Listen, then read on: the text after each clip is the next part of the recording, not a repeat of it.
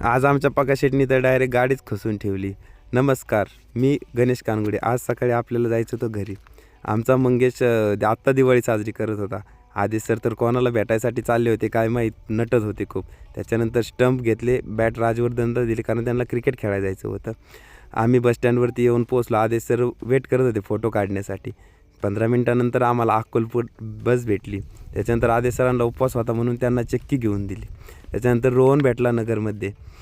त्यानंतर घरी आलो तर काय, प्रकाश आणि करणनी तर गाडीच खचून ठेवली होती. त्याच्यानंतर त्यांना ट्रॅक्टर आणि वायरूप घेऊन गेलो गाडी काढण्यासाठी. त्याच्यानंतर गाडी काढल्यानंतर प्रकाश वायरूप ठेवत होता कारण घरी घेऊन जायचा होता आम्हाला. रस्त्याने सावकार चालले होते घास घेऊन. करण शेटला गाडी खचल्यामुळे टेन्शन आले होते म्हणून तो कसा कसा पाहतोय चला जाऊ द्या, टेन्शन तर सगळ्यालाच असतं. त्याच्यानंतर प्रकाश म्हणला चला मार्केटला जाऊन येऊ आपण. त्याच्यानंतर आम्ही निघालो मार्केटला जाण्यास. आम्ही मार्केटला जात होतो पण करणचं काही टेन्शनच कमी होत नव्हतं. त्याच्यानंतर आमच्या गुड्ड्याला ऊन लागत होतं म्हणून त्याला मार्केटला पोहोचलो तेव्हा प्रकाश मोबाईल पाहत होता. त्याच्यानंतर गाडी खाली झाली आणि आम्ही निघालो घराच्या दिशेने. प्रकाश म्हणला तू पण गाडी चालव, तू पण ड्रायव्हर होऊन जाशील.